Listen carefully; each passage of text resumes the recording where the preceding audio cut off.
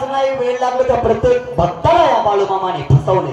हे वेळ मला नाही लागलं, प्रत्येकाला बाळूमामाचं वेळ लागले म्हणून तुम्ही आम्ही या ठिकाणी बसलोय रे गड्यानो.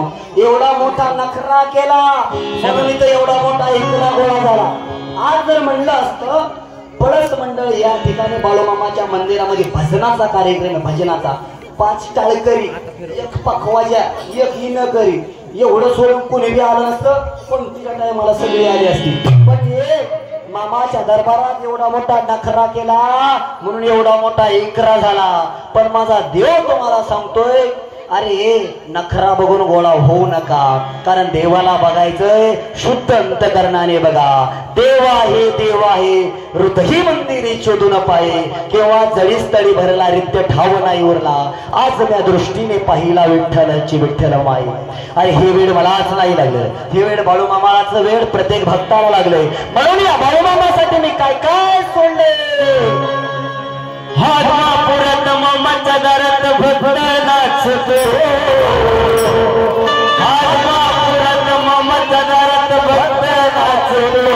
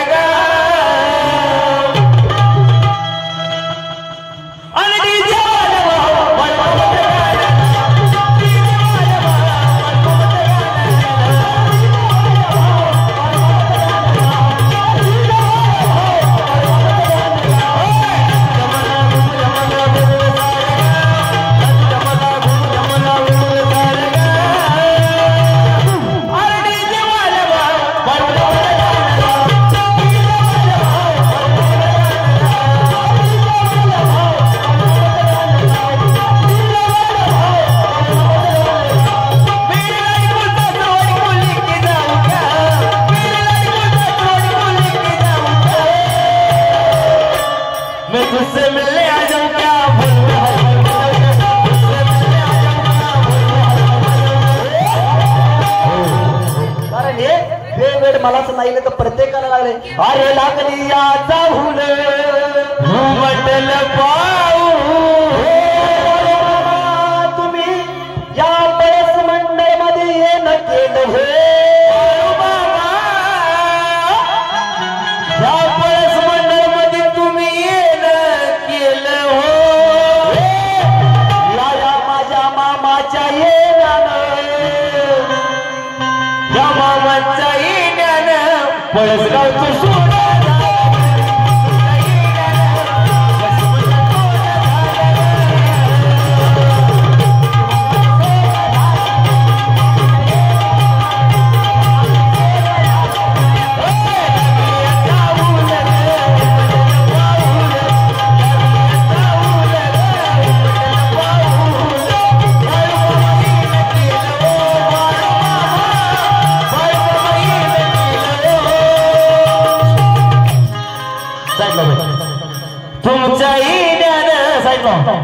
तुमच्या येण्यानं पळस मंडळचं सोनं झालं.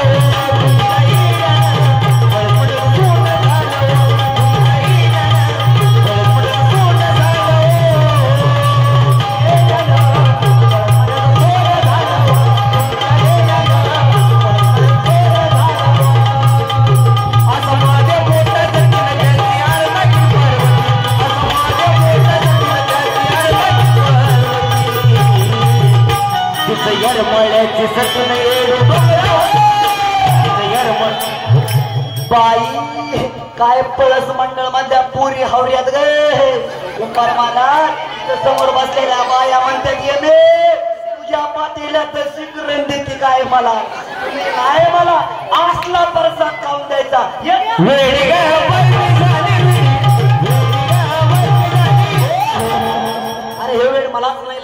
या बाळूमामाचं प्रत्येक भक्ताला वेळ लागले.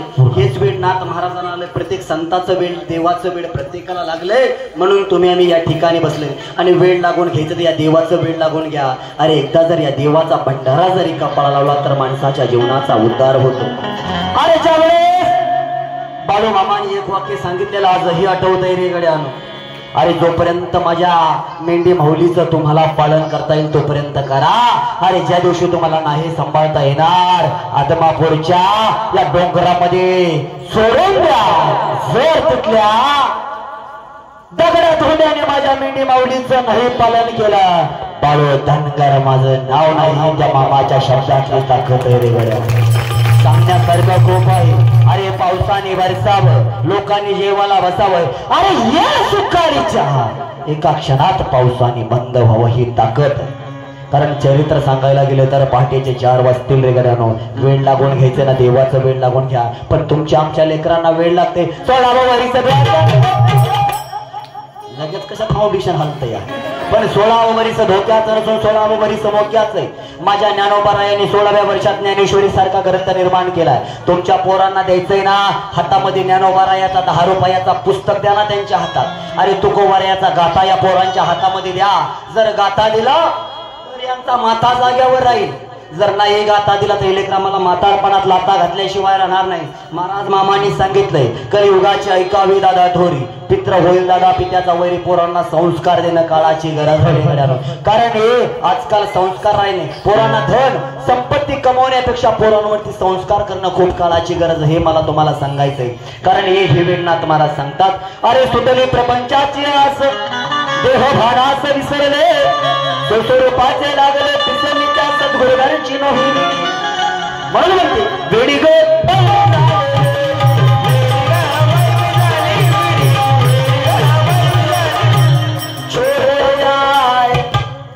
मार दिया जाए, वो तेरे साथ का सलूट किया जाए. नाही गे कशाची बाळ्या साडते रे. ए मी लय गोरी दिसते का नाही? एवढी का गोरी दिसते माहितीये का? एवढी गोरी का दिसते माहितीये का? मी रोज 2-2 पॅरी लावू द्या. आणि मी एवढी काळी सावळी का दिसते माहितीये का? मी आमच्या आईच्या पोटात असताना आईने किलोभर कोळसा खाल्ला. पहिल्यांदा बघा कोण कोण आलत. बाजीराव नको डोळू मारू खाल्लं बसून. पहिल्यांदा बघा हर्षवर्धन पाटील आलत. अटल बिहारी वाजपेयी मागून मागून मेलं पण मी नाही केलं. नंतर तर मला मोदीचाच फोन आलता.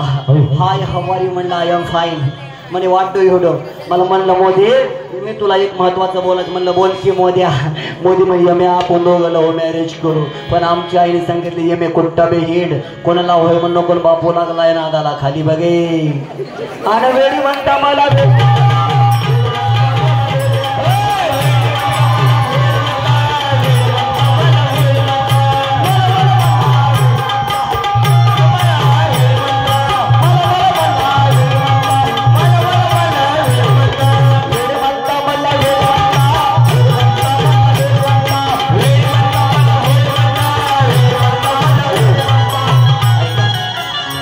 कार्यक्रम खूप मागाशी करण्यासारखा असतो. एक 10 मिनिटं तुमचे घेतो. तुम्ही सर्वजण या ठिकाणी बसलाय. अरे देवाला जर बघायचं असेल तर शुद्ध अंतःकरण प्रत्येकाच्या हृदयामध्ये देव बघा ना. अरे रस्त्याने एखादा अंधाळा चाललाय, आपल्या खिशातला 10 रुपयाचा वडापाव त्याला चारा, नक्की तुम्हाला त्याच्यात देव दिसल्याशिवाय राहणार नाही. अरे माणूस म्हणतो माणूस मेल्यानंतर माणसाला खांदा देणं हे पुण्याचं काम असतं. अरे मेल्यावर खांदा देण्यापेक्षा जिवंतपणे त्या माणसाला आधार द्या ना गाड्यानो. मेल्यावर खांदा देऊन काय पुण्याचं काम आहे का? जिवंतपणे आधार द्यायला शिका. जाता जाता सांगून जातो, जीवन खूप सुंदर आहे, सुंदर जगत चला. Life is not once more. जीवन एकदाच मिळते, प्रत्येकाला मिळत नाही. आजकाल माणसाच्या गर्दीतला माणूस हरवलाय. माणूस पैशाला महत्व देत चाललाय, पण पैसा हे माणसासाठी सर्वस्व नाही रे. मनी इज नॉट एव्हरीथिंग. पैसा हे माणसासाठी सर्वस्व नाही रे. माणुसकी जपायला शिका. पण आज उलट होत चाललाय. मामाच्या दरबारात सांगतो, माणसाकडे जर जास्त पैसा असला ना, पैसा माणसं जपत चालली आणि माणसं वापरत चालली. पण महाराज माणसं ही जपायची असतात तर पैसा हा वापरायचा असतो रे गड्यानो. जीवन खूप सुंदर आहे, सुंदर जगत चला रे गड्यानो. ऐका, जगामध्ये खूप काही कारण आहे. एवढा पैसा होता. अरे सोन्याची लंका होती पण जळाली, आणि देवाची द्वारका सोन्याची होती पण बुडाली. देवाची ही टिकली नाही. आणि रावणाची जळाली तुमच्या आमच्या 10-5 अंगठ्या कुटवळ गर्भवती लावणार आहे रे गड्यानो. म्हणून सांगतो गड्या कधी कोणत्या गोष्टीचा गर्व करू नका. कारण हे सूर्य सगळ्यांना प्रकाश देतो पण त्याला अंधारापुढे झुकावं लागतंय. कारण हे फुल सगळ्यांना सुगंध देतं पण कधी स्वतःचा सुगंध घेऊ शकत नाही. समुद्रामध्ये खूप पाणी पण कधी समुद्राची तहान भागत नाही रे गड्यानो. आणि हे पळस मंडळकर जगामध्ये तुम्ही किती जरी पैशावाले झालं तर कधी तुमचं मरण विकत घेऊ शकत नाही. हे काळाची गरज आहे.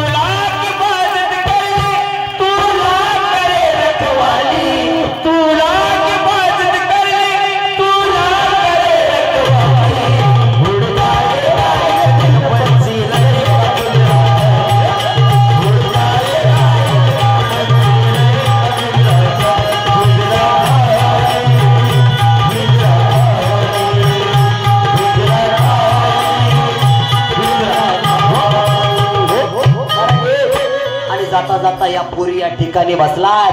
अरे ऐकले तुम्ही होळकरांच्या लेखी तुम्ही आहात, बाळू मामाच्या लेखी तुम्ही आहात. जाता जाता आज माझ्या महाराष्ट्रावरती एवढे अत्याचार होत चाललेत पोरींनो. एक तुम्हाला गोष्ट सांगतो, या मामाच्या तळावरती येण्याचा युग आला म्हणून. जाता जाता या रक्षाबंधनाचा सण झाला, येणाऱ्या भाऊबीजेचा सण झाला. तुम्ही तुमच्या भावाला राखी बांधत असताना, तुमच्या भावाला ओवाळणी घालत असताना भावाकडे एक मागणं मागणं सगळ्या पोरींना सांगतो रे गड्यानो. दादा ज्यावेळेस मी तुला भाऊबीजेच्या सणाला ओवाळणी घालणार आहे त्यावेळेस मला एखादं गिफ्ट देऊ नको, मला ब्रेसलेट देऊ नको, मला साडी देऊ नको, मला एखादं घड्याळ देऊ नको, एखादी चेन देऊ नको. दादा दादा तुला द्यायचंय ना दादा, मला एक मागणं दे. हे माझ्या दादा, ज्यावेळेस मी तुला राखी बांधत असताना तू माझ्याकडे तुझ्या बहिणीच्या नजरेने बघतो ना, तसंच पळस मंडळ मध्येच नाही, माळशिरस तालुक्यातच नाही तर अवघ्या महाराष्ट्रामधल्या प्रत्येक मुलीकडे तू तुझी बहीण म्हणून बघ. एवढं मागणं तुमच्या भावावर माझा भावासाठी होईल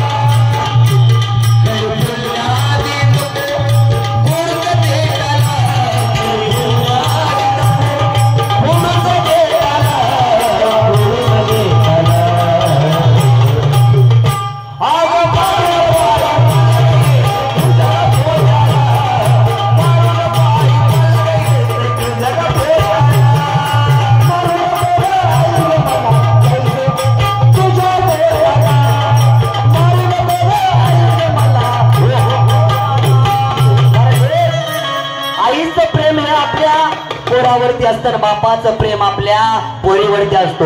अरे बाप कधी रडत नाही पोरींनो. पोरींनो शाळा शिकता आली तर शिका, नाही शिकता आली तर शिकू नका पोरींनो. पळस मंडळ मधल्या प्रत्येक पोरीला सांगतो, तुमचा भाऊ म्हणून ऐका रे गड्यानो, तुमचा मित्र म्हणून ऐका. ही गोष्ट सांगतो पोरींनो, माझ्या तळावरती तुम्ही आला पोरींनो. शाळा शिकता आली तर शिका, खूप मोठ्या होवा. पोरींनो नाही शिकता आली तर बाप तुमचा तुम्हाला बोलणार नाही. पोरींनो नाही स्वयंपाक करता आला तर करू नका, तुमची माय तुम्हाला बोलणार नाही. पोरींनो ज्या आई बापाने तुम्हाला ताटमानेने गावात चालायला शिकवलंय ना पोरींनो, त्या आई बापाची उभ्या आयुष्यात मान कधी खाली जाईल असं कधी वागू नका. कारण हे बाप असतो ना, तो शेवटच्या क्षणाला रडतो. महाराज एका पूर्वीचं लग्न ठरलेलं असताना दोघे बाप लेक माळशिरस या ठिकाणी बाजार भरण्याकरता निघालेले. बाजार भरला जात असताना त्या बापाचं एकुलते एक पोरग वारलं गेले. पण 8 दिवसावर आपल्या पोरीचं लग्न आलं. बापाला याचं दुःख होतं, पोरग गेलंय. पण हे शेवटच्या क्षणाला ज्या दिवशी पोरीचं लग्न आलंय, पण आता कसं करायचं, त्या दिवशी बापाने मेलेलं प्रेत वाट लावले. पण मुलगी ज्यावेळेस लग्नाच्या दिवशी वाट लावणार त्या दिवशी एका चहाच्या कपावरती बाप होता. कारण हे आणि वाट लावायच्या क्षणाला बापाने सांगितलं गेलं ऐका रे गड्यानो बरं का बाप तो बाप असतो हे मला तुम्हाला सांगणं काळाची गरज आहे. कारण हे वाट लावायच्या क्षणाला बाप पोरी पैसे आला पोरीच्या गळ्यात पडून डसा डसा रडू लागला. त्यावेळेस गावचा एक पाटील आला त्या बापाला विचारू लागला, अरे पाटील तुम्ही आज का रडताय? 8 दिवसापूर्वी तुम्ही बाजार भरायला जात असताना तुमचं एकूण एक पोरग मेलंय. त्यावेळेस त्या बापाने दिलेलं उत्तर आहे, पाटील त्या दिवशी पोरग मेलंय ना ते मी माझं मेलेलं प्रेत वाट लावलंय. पण पाटील आज जी माझी पोरगी दुसऱ्याच्या घरी नांदायला जाणार आहे ना पाटील ते मी माझं जिवंत प्रेत वाट लावतोय. माझा बाप रडतो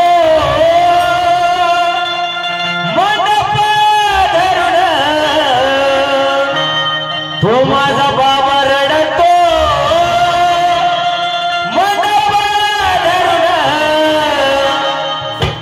अगं माझं हृदयामधलं काळी मला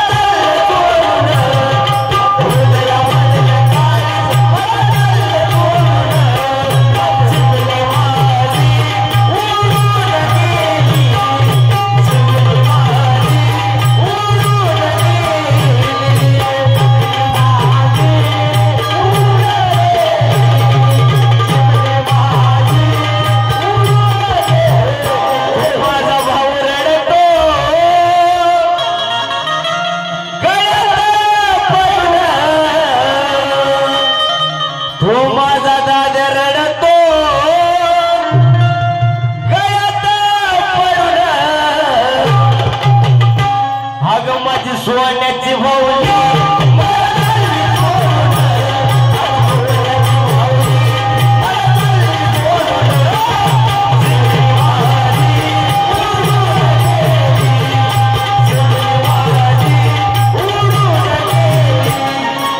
ज्याची होती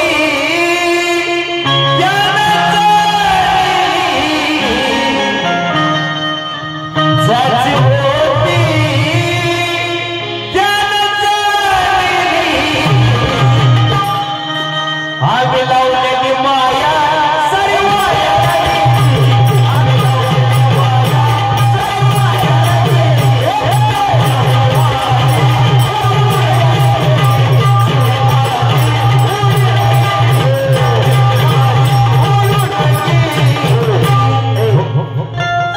सारखं खूप आहे बरं का महाराज पण टाइम कमी आणि अनेक जणांनी बापावरती कविता लिहिल्यात. एवढा समाज बघून त्या दिवशी चालता चालता सहज शब्द आठवले म्हणून त्या बापावरती एक कविता लिहिली.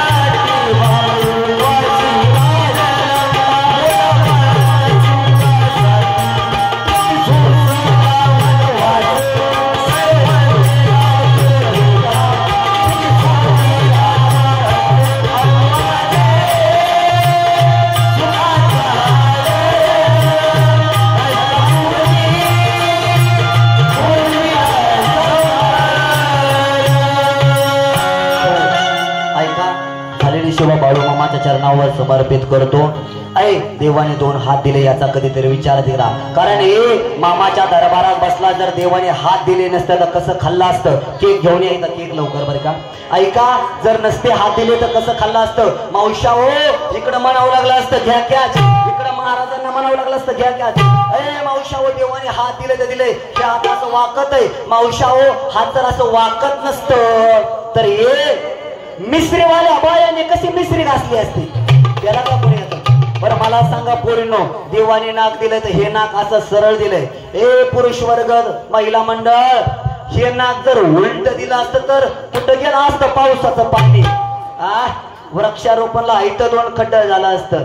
झाडे लावा झाडे जगवा शासनाला लिहायची पण गरज नसती पडली पाणी अडवा पाणी जिरवा ऐका देवाने दिलेली कला तुमच्या पुढे सादर केली कारण हे आर्ट इज हार्ट लँग्वेज कला ही एक हृदयाची भाषा असते समथिंग इज बेटर दॅन असा सांगणारा आयुष्य त्याला सुद्धा मारावं लागलं nothing possible in the world असा सांगणारा नेपोलियन बोनापा त्याला पण मारावं लागलं जन्माला आलाय प्रत्येकाला मारावं लागलंय पण आपण मेल्यानंतर पळस मंडळ मधल्या 10 लोकांनी म्हटलं पाहिजे माणूस उगच मेला माणूस चांगला होता असं जीवन जगा झालेली सेवा तुम्हा सर्व शुद्ध सज्जन माई बापाच्या चरणावर समर्पित करून याच ठिकाणी या सेवेला पूर्ण विराम देतो एक शालेय जीवनामध्ये शिक्षण घेत असताना मग अशी वाटलं असेल पोरग कसं नाचत आहे कसं साड्या फेडीत आहे हवस आली का मला तुमच्या पुढे नाचायची एक BHM BSc MBA करत करत काहीतरी देवानी कला दिली ती कला मी तुमच्या पुढे सादर केली जर योग आला राहिलेला कार्यक्रम नंतर करण्याचा मी प्रयत्न करू